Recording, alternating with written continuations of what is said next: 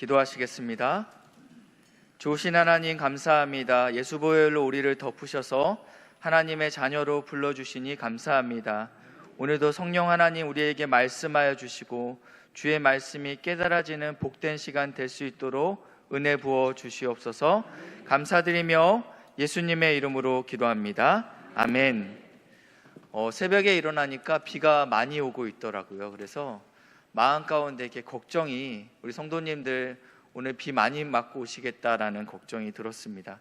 그러면서 생각나는 한 형제가 있었습니다. 일본의 형제인데 이 형제는 교회를 올 때마다 비를 하나도 맞지 않고 옵니다. 그 형제의 이름은 비사이로 마카 형제였습니다. 2주 전에 제가 많은 사람들이 예수님을 주목하고 있다라고 말씀을 드렸습니다. 많은 시선이 예수님께 주목되고, 그리고 많은 사람들이 예수님에게 박수갈채를 보내고 있을 때 예수님께서는 한적한 곳에 가셨습니다. 예수님은 왜 한적한 곳에 가셨죠? 기도하시기 위해서 한적한 곳에 가셨습니다. 그리고 많은 제자들이 예수님, 사람들이 당신을 찾고 있습니다. 어서 가서 이들의 병을 고쳐주십시오라고 이야기할 때 예수님은 그때 이렇게 말씀하십니다. 온 갈릴리로 다니시며 복음을 전하겠다. 내가 이 일을 위하여 왔노라 라고 말씀하십니다. 분주한 가운데 예수님께서는 기도하심으로 자신의 사명을 분명하게 하셨습니다. 그리고 기도함으로 내가 하나님이 보내신 사명 따라서 살아낼 힘을 얻으셨다라고 이야기하고 있습니다.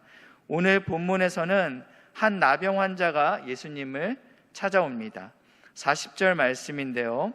한 나병 환자가 예수께 와서 꿇어 엎드려 간구하여 이르되 원하시면 저를 깨끗하게 하실 수 있나이다. 아멘. 오늘 본문에 한 나병 환자가 등장하고 있습니다. 예전의 성경에는요, 문둥병이라고 기록하고 있습니다. 그러나 이 어감이 그렇게 좋지 않죠. 그래서 지금의 성경은 이것을 나병 혹은 한센병이라고 이야기하고 있습니다. 이 문둥병의 병세는 피부에 감각이 없어집니다. 그리고 모든 땀구멍에서 더 이상 땀이 나오지 않고 몸에 있는 털들이 다 뽑히기 시작합니다. 세포의 조직들의 감각을 느낄 수 없고, 그래서 피부가 썩어져 가는 아주 끔찍한 질병입니다. 그 모습이 너무나 흉해서, 그리고 또 전염성이 있기 때문에 가족들에게 버림받고 또 마을 밖으로 쫓겨나는 것이 문둥병이었습니다. 그리고 성경에서는 이 문둥병자에게 너희가 이렇게 해야 된다라고 해서 어떠한 경고를 주시게 됩니다. 그 경고는 무엇이냐면 사람들이 자기에게 다가올 때 이렇게 해라 라고 이야기합니다. 나병 환자는 옷을 찢고 머리를 풀어 윗입술을 가리고, 이렇게 입술을 가리고 무엇이라 외치냐면 나는 부정하다, 나는 부정하다. 무슨 말씀이냐면 이것을 알지 못하고 나에게 가까이 오는 사람은 전염될 수 있습니다. 피하십시오. 나는 더러운 자입니다 라고 외치고 있다라는 것입니다. 46절인데요. 병이 있는 날 동안은 늘 부정할 것이라. 그가 부정한즉 혼자 살되 진영 밖에서 살지니라. 이 나병, 이거의 육체적인 고통은 굉장히 심각했습니다. 그러나 이 육체적인 고통보다 더 심각했던 것은 사회적인 단절이었습니다. 그들의 불편한 시선이 이들에게는 정서적으로, 심리적으로 더 큰 아픔과 고통이었다라는 것입니다. 이 신약시대 예수님 당시에 이 나병에 대한 인식은 이러했습니다. 그들은 하나님께 천벌을 받은 자들이다. 그들은 하나님의 저주를 받은 자들이다 라고 이야기하고 있습니다. 중세 교회 기록물에는 이 나병에 대해서 이렇게 언급하고 있습니다. 너희 몸은 더러운 옷으로 덮여 있다. 너가 나병 환자이고 이단자이고 깨끗하지 못하다는 것을 끊임없이 인식해야 한다. 너는 더러운 존재라는 것을 끊임없이 되새겨라라고 이야기하고 있습니다. 그러면서 교회와 멀리 떨어진 곳에서 홀로 살아야 한다. 너는 부정한 자이기 때문에 교회 근처에 얼씬도 하지 말아라. 이것이 중세의 카톨릭 문서에 나와 있습니다. 탈무드에는 이렇게 기록되어 있습니다. 나병 환자와 대화하는 것을 금지한다. 바람이 부는 날에는 나병 환자가 20m 밖에 있어야 된다라고 언급되어 있습니다. 그들이 만약 이러한 것들을 어기고 20m 안으로 친밀하게 다가왔을 경우에는 돌에 맞아서 죽을 수 있는 그러한 위험한 가운데 있었다라는 것입니다. 이러한 나병 환자가 오늘 본문에 보니까 진영 밖에 있어야 돼, 홀로 머물러야 될 이 나병 환자가 오늘 예수님 앞에 나오게 된 것입니다. 만약에 이것이 발각될 경우에는 그는 돌에 맞아 죽을 수 있는 그러한 위험한 가운데 처하게 됩니다. 그렇기 때문에 나병 환자가 예수님 앞에 나온다라는 것은 쉬운 일이 아니었습니다. 자신의 목숨을 걸고 주님 앞에 나와야 된다라는 것입니다. 여기까지만 보면 나병 환자는 어떻게 내가 주님 앞에만 나가게 된다면 이 천벌과 같은 이 저주스러운 나병이 반드시 고침을 받을 거라는 믿음이 나병 환자에게 어떻게 생겼을까라는 궁금증이 들어야 됩니다. 그러한 확신 없이 자신의 목숨을 담보로 예수님 앞에 나올 수 없기 때문입니다. 오늘 본문에서는 그 이유를 알 수 없지만 이 나병 환자에 대한 기록이 마태복음에 등장합니다. 마태복음을 보면 나병 환자가 어떠한 마음으로, 어떠한 이유로 예수님 앞에 나올 수 있었는지 그 배경을 우리가 희미하게 알 수 있습니다. 마태복음 8장 1절 말씀입니다. 제가 먼저 읽습니다. 예수께서 산에서 내려오시니, 예수님께서 산에서 하산하셨다라고 이야기합니다. 수많은 무리들이 따르니라. 2절 말씀 같이 읽겠습니다. 시작.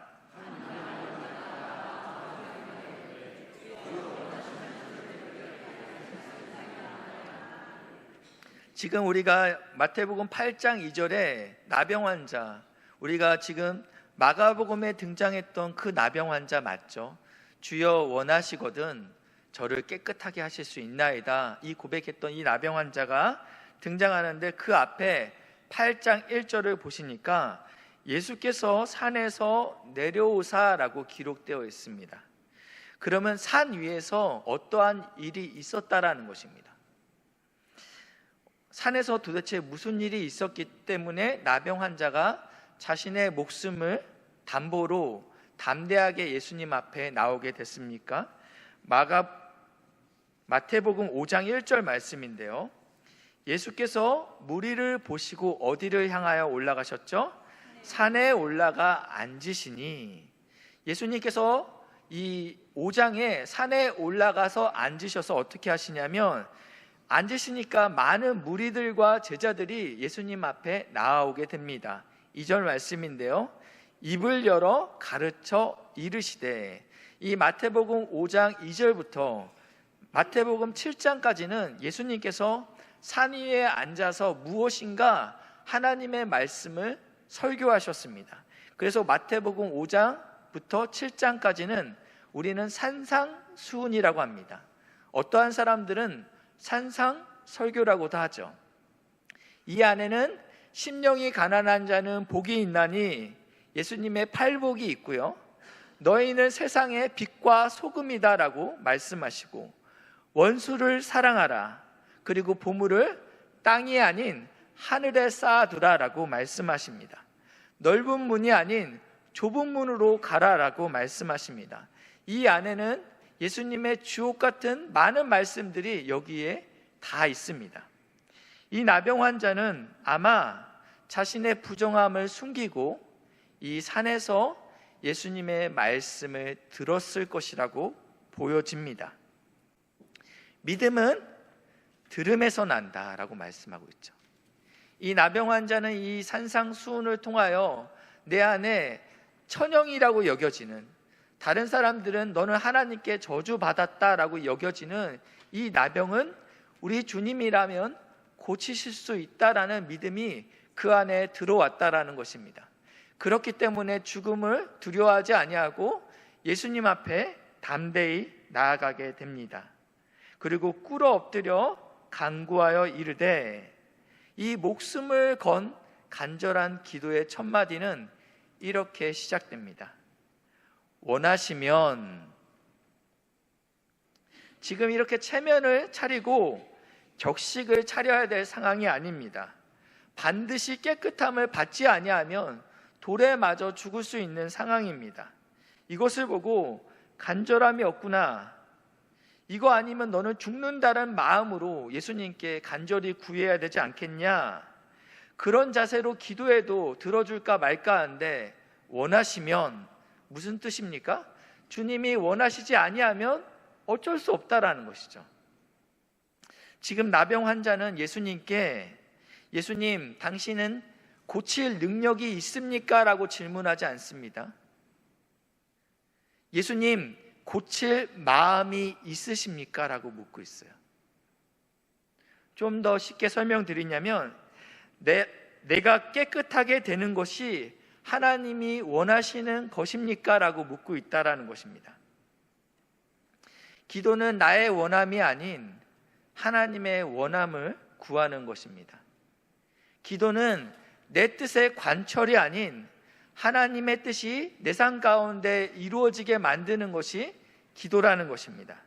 기도는 내 생각이나 내 소원을 아뢰는 것이 아닌 하나님의 생각과 하나님의 소원을 우리 삶 가운데 맞추는 것, 나의 영점을 조절하는 것이 기도라라고 이야기했습니다. 제가 대학생 때 저희 어머니께서 대장암 판정을 받게 되었습니다. 그때가 여기 13암센터가 막 개원을 했을 때입니다. 저희 어머니가 거의 첫 번째까지는 아니고 초기에 환자셨습니다. 저는 아들이기 때문에, 신학생이기 때문에 하나님 앞에 점심 금식으로 기도하였습니다. 하나님, 저희 어머니 낫게 해주세요. 제가 신학교를 다니니까 매일 채플이 있지 않습니까? 채플이 끝나면 학생들은 식당으로 뛰어갑니다. 저는 그 자리에 앉아서, 하나님, 저희 어머니 회복시켜 주세요. 저희 어머니 낫게 해주세요. 월요일 날 기도하고, 화요일 날 기도하고, 수요일 날 기도하고, 목요일까지 기도했는데 하나님께서 저에게 어떠한 말씀도 하지 않으셨습니다. 목요일 날 이 채플이 끝나면 이제 어머니가 있는 병원에 가야 되는데, 하나님께서 그날 제 인생의 처음이자 마지막으로, 제가 신앙생활을 오래 했죠. 예배란 예배는 다 드렸겠죠, 목사니까요. 근데 그때 처음이자 마지막으로 그 찬양팀이 불렀던 찬양이 있습니다. 그 가사를 한번 띄워주시겠어요? 가사의 내용이 이렇습니다. 주님이 풀지 못할 힘든 일 없네. 주님이 못 움직일 높은 산 없네. 주님이 잠잠케 못할 험한 폭풍 없네. 주님이 위로 못할 슬픈 일 없네. 이 가사가 제 마음 가운데, 처음 들어보는 이 찬양이 제 마음 가운데 들리는데, 그전에는 문제가 커 보였어요. 어머니의 병이 커 보였어요. 근데 이 찬양의 가사의 고백을 통해서 하나님의 크심과 하나님의 전능하심이 제 마음 가운데 훨씬 더 크게 보였습니다. 하나님은요, 저에게 네 어미가 나을 거다라고 이야기하지 않았어요. 그러나 하나님께서는 나는 큰 하나님이다 라고 말씀하십니다. 나는 잠잠케 못할 험한 폭풍이 없다라고 말씀하고 있습니다. 내 원함과 하나님의 원함이 불일치할 수 있습니다. 그러나 늘 하나님의 원함이 더 선합니다. 내 소원과 내 뜻과 하나님의 소원이 다를 수 있다는 것입니다. 그러나 하나님의 뜻과 하나님의 소원이 더 완전하고 더 높다라는 것입니다. 주님께서 모든 것을 통치하고 다스리고 있기 때문에 내 원대로 안 될지라도 하나님이 무능해서 이 일이 안 됐다라는 건 아닙니다. 박구야, 나도 원했는데 네가 좀 더 일찍 기도하지 그랬어. 이미 기차는 출발했어. 하나님은 이런 분이 아니죠. 내가 원하면 나는 반드시 이룬단다. 나병 환자는 간절하지 않았던 것이 아닙니다. 그는 자신의 목숨을 담보로 내놓을 정도로 간절했습니다. 예수님의 산상수훈을 들으면서 주님이라면 이 저주받을 이 병 고치실 수 있겠다라는 믿음이 그 안에 있었습니다. 그러나 그것보다 더 중요한 게 있었는데 이것이 주님이 원하시는가? 이것이 그에게 가장 중요했다라는 것입니다. 바라기는 사랑하는 우리 믿음의 성도님들께서 하나님 앞에 기도할 때 내 뜻이 아닌 하나님의 뜻, 내 소원이 아닌 하나님의 소원을 간구하게 되시길 주님의 이름으로 축복합니다. 이렇게 지금 이 나병 환자는 예수님 앞에 기도하고 있습니다.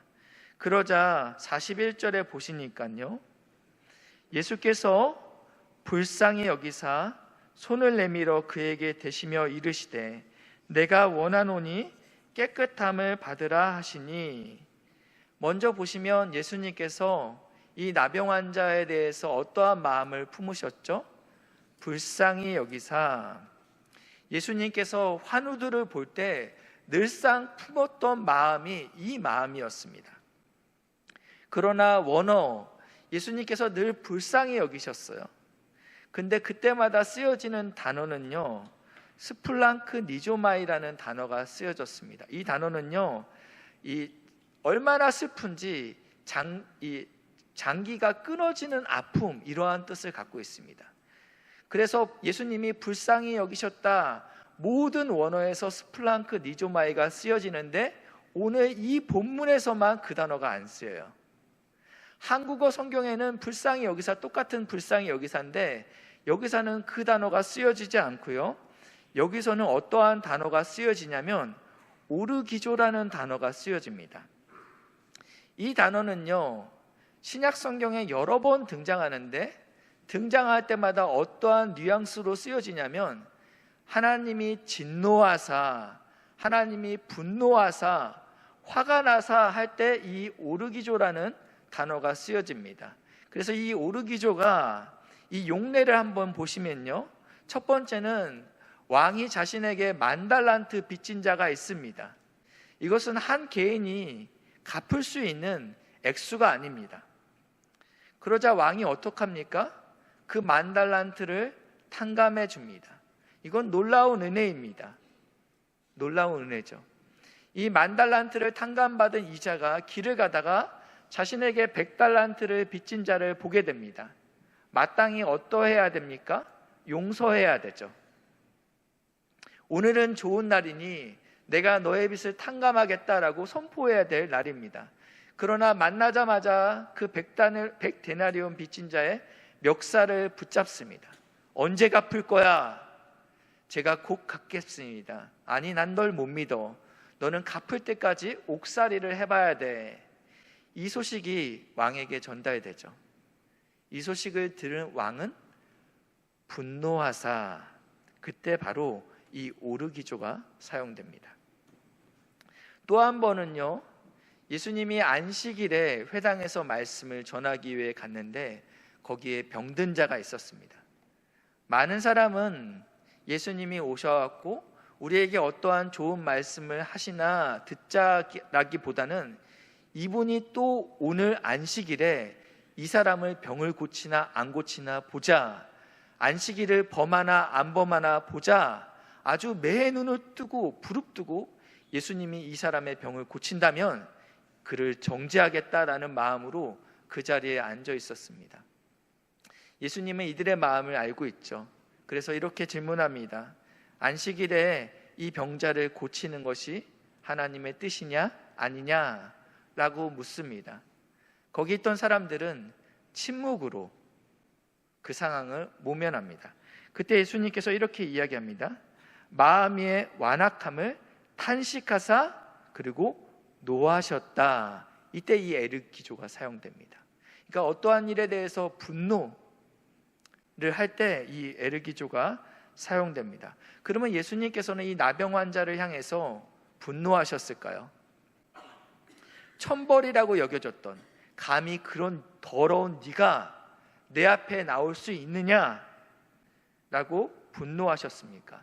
이곳이 어디라고, 너 같은 더러운 사람은 올 곳이 아니야 라고 분노하셨습니까?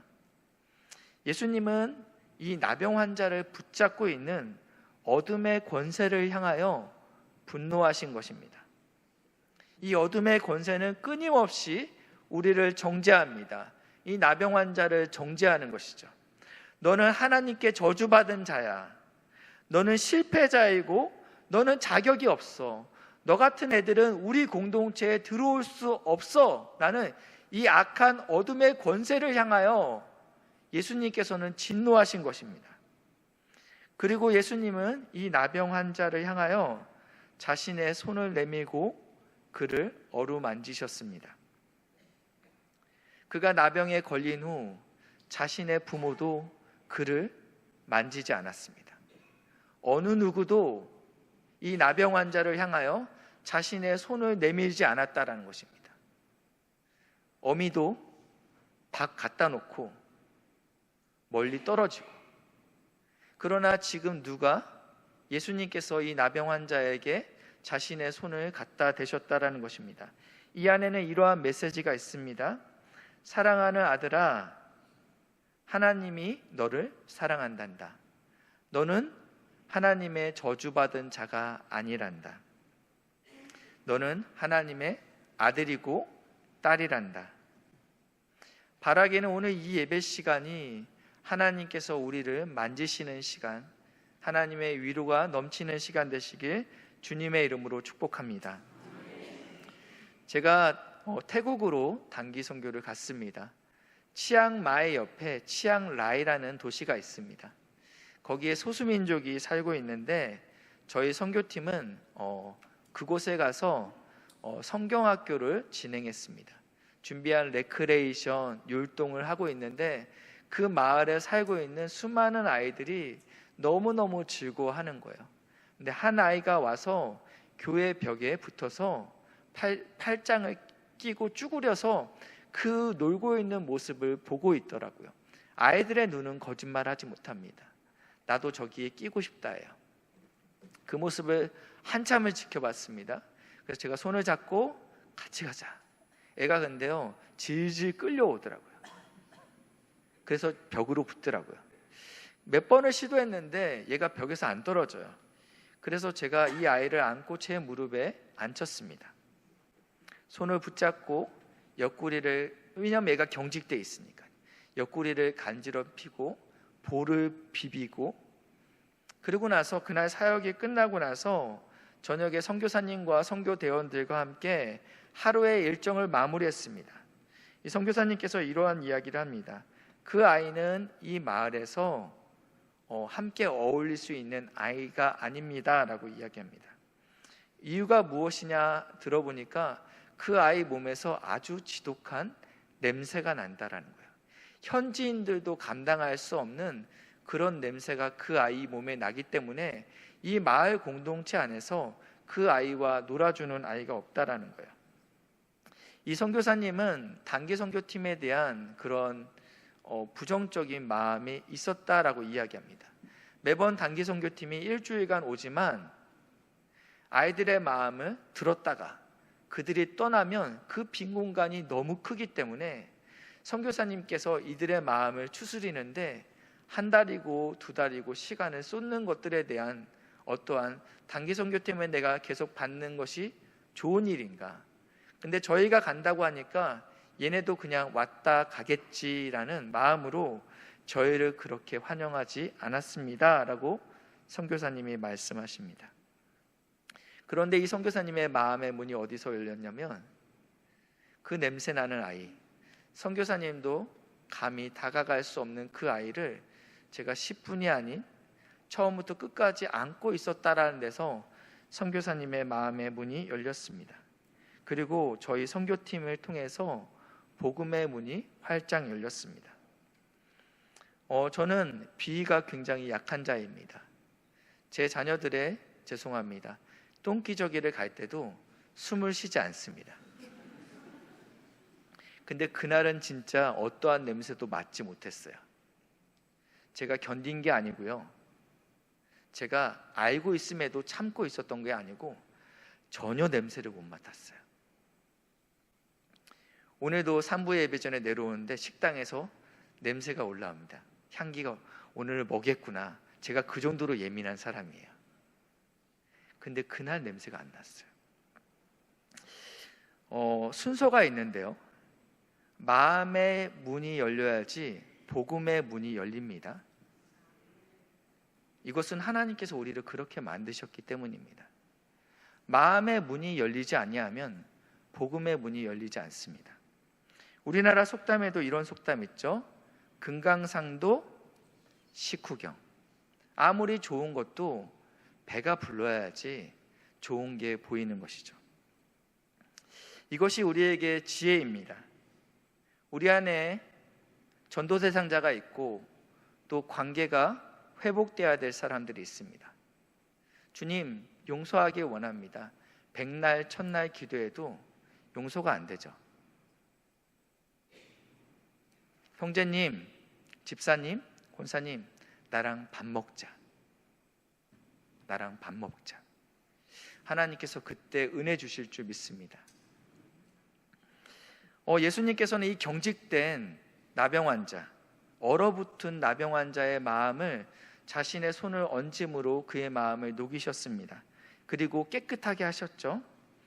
그리고 나병 환자에게 이렇게 경고하십니다. 44절인데요. 우리 같이 함께 읽겠습니다. 시작.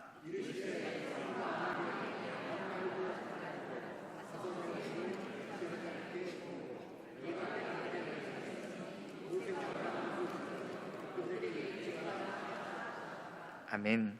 예수님께서는 먼저 이 고침을 받은 나병 환자에게 경고하십니다. 아무에게도 말하지 말라. 이것은 무슨 뜻입니까? 내가 고쳤다. 예수님이 고치는 자로 주목받는 것을 원치 않았다라는 것입니다. 예수님의 부르심의 본질, 사명의 목적이 분명한데 이것이 흐려지는 일을 미연에 방지하고 싶어서 말하지 말라라고 언급하시는 것이죠. 그리고 히브리서에 보니까 예수님은 자신을 나는 영원한 대제사장이라고 이야기합니다. 그러나 오늘 예수님께서 인정하시면 끝 아닙니까? 그분이 온전한 분 아닙니까? 그런데 무엇이라고 말씀하시냐면 굳이 이 땅의 한시적인 제사장에게 가서 모세가 명한 것을 드려 그들에게 입증하라 하셨다라고 이야기하고 있습니다. 여기서 말하는 모세가 명한 것은 레위기 14장에 나와 있습니다. 제가 쉬운 성경으로 부탁드렸습니다. 제사장은 그 사람을 데리고, 여기서 말하는 사람은 나병 환자인데 그가 지금 내가 좀 나은 것 같네. 그래서 제사장에게 가서 제사장님, 제가 나았는지 안 나았는지 확인 부탁드립니다. 지금 가는 것입니다. 그러면 이 제사장은 그를 진영 밖으로 데려갑니다. 그래서 그곳에서 검사해 보고 그 사람의 악성 피부병, 나병이죠. 그것이 나았다면 4절, 제사장은 그 사람을 깨끗하게 하는데 사용하도록 살아있는 새 2마리와 백향목과 털실과 우슬초를 가져오게 하여라. 5절입니다. 같이 읽겠습니다. 시작.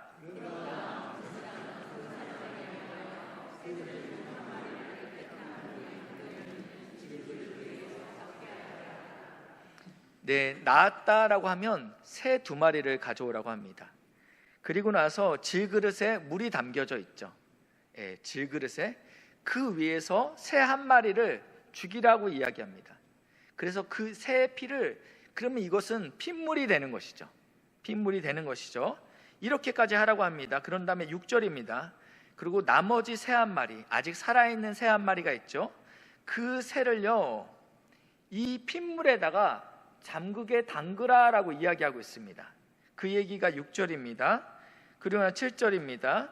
제사장은 나병에 걸렸다가 이제는 깨끗해진 사람에게 이미 객관적으로는 나병이 이미 나음을 받았습니다. 그러나 이러한 어떠한 기념적인 행사를 통하여 그를 이제 공동체 안으로 당신은 하나님께 버림받지 않았습니다, 하나님이 용서하셨습니다 라는 어떠한 기념적인 행사를 하라고 이야기하는 것입니다. 그에게 그 물은 무엇이냐? 새가 죽은 그 핏물이죠. 질그릇에 담겨있는 그 핏물을 7번 뿌림으로 그가 나음을 깨끗하다 선언하고, 그리고 살아있는 새를 들판으로 날려 보내라 라고 이야기하고 있습니다. 이것을 요약하면 이런 내용입니다. 한 마리의 희생으로 다른 한 마리가 자유를 얻게 될 것이다. 여기서 피 흘리고 죽임을 당한 그 한 새, 그게 바로 예수님을 상징합니다. 이 나병 환자처럼 영적으로 저주받았던 우리의 인생이 예수님께서 질그릇처럼 초라한 모습으로 이 땅 가운데 오시게 되었습니다. 성경에서는 우리의 육신을 질그릇이라고 이야기합니다. 고린도후서 4장 7절 말씀인데요, 우리가 그 보배, 이 복음을, 이 예수를 어디에 가졌대요? 질그릇, 깨어지기 쉬운 우리의 육체 안에 성령이 내주하게 되셨다, 복음이 들어왔다라는 것입니다. 이는 심히 큰 능력은 하나님께 있고 우리에게 있지 아니함을 알게 하려 합니다. 너희는 질그릇이라는 것입니다. 너희가 존귀한 이유가 있다면 네 속에 성령이 내주하시기 때문에, 복음이 안에 있기 때문에 우리가 보배로운 존재일 뿐이지 우리의 육체 자체는 질그릇이다. 그리고 하나님이신 성자 예수님께서 이 인간의 육체 질그릇을 입고 이 땅 가운데 오시게 되었습니다. 빌립보서 2장 8절인데요, 이 예수님께서 사람의 모양으로 사람의 육신을 입고, 그러니까 질그릇으로 나타내사 자기를 낮추셨는데 어디까지 복종하셨어요? 죽기까지. 그래서 십자가에 죽으십니다. 예수님께서 질그릇을 입고 이 땅에 오셨습니다. 그리고 십자가에서 죽으심으로 우리가 이 예수의 피 안에 담겨진 자는 자유를, 죄로부터, 사망의 권세로부터 자유함을 얻게 된다라는 이야기를 이렇게 표현하는 것입니다. 예수님께서는 이 나병 환자의 죄의 문제만 관심이 있었던 것이 아닙니다. 깨끗함을 입었다, 이것으로 죄의 문제는 해결됐어요. 그러나 예수님의 관심은 이 가족으로부터 분리된, 공동체로부터 단절된 이 사람에게 당신은 이제는 하나님의 사랑받는 아들입니다, 그 존엄성을 회복시키시고, 그리고 사회적 관계의 문제를 회복시키는 데까지 나가기 원하셨다라는 것입니다.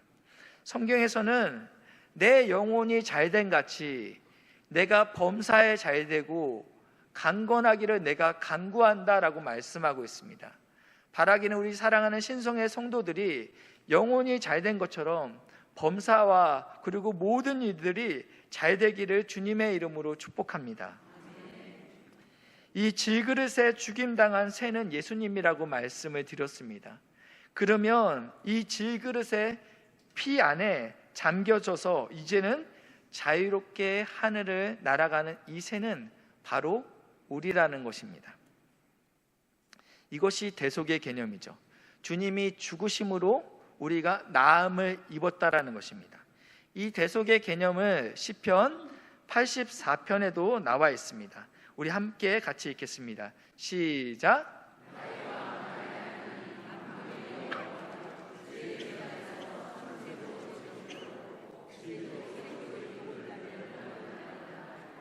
여기서 나와 있는 이 미물들, 가장 작은 생명체들이죠. 참새와 제비가 안식할 수 있는 공간이 어디라고 말씀하고 있습니까? 제단이라고 말하고 있습니다. 제단은 희생 제물들이 죽임을 당하는 현장입니다. 하루 종일 죽어가고 있는 제물들의 울음소리가 끊이지 않는 곳이 제단입니다. 하루 종일 엄청난 피비린내와 그리고 고기 타는 냄새, 이 냄새가 가득한 곳이 제단에서 지금 어떠한 일이 있냐? 아이러니하게 이러한 제단에서 이 작은 미물들이 안식할 보금자리를 얻게 된다는 것입니다. 그들의 생명이 이어가는 일들이 어디서 일어나냐? 성전인 제단에서 일어난다는 것입니다. 이것이 바로 대속입니다. 주님이 죽으심으로 우리가 나음을 입게 되었습니다. 우리가 회복되었다라고 이야기하고 있습니다. 말씀을 정리하겠습니다. 이 나병 환자는 예수님의 말씀을 듣고 그 안에 믿음이 생겼습니다. 내가 살겠다라는 믿음이 생겼다라는 것입니다. 그리고 하나님 앞에 나아갑니다. 비난과 죽음까지 각오하고 예수님 앞에 나아갑니다. 그리고 기도하는 것은 무엇입니까? 주님의 뜻이 가장 선합니다라고 기도하고 있다는 거예요. 내 뜻이 아닌 내 뜻은 낫는 것이죠.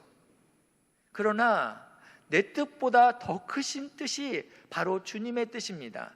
내 뜻보다 더 완전한 것이 주님의 뜻입니다.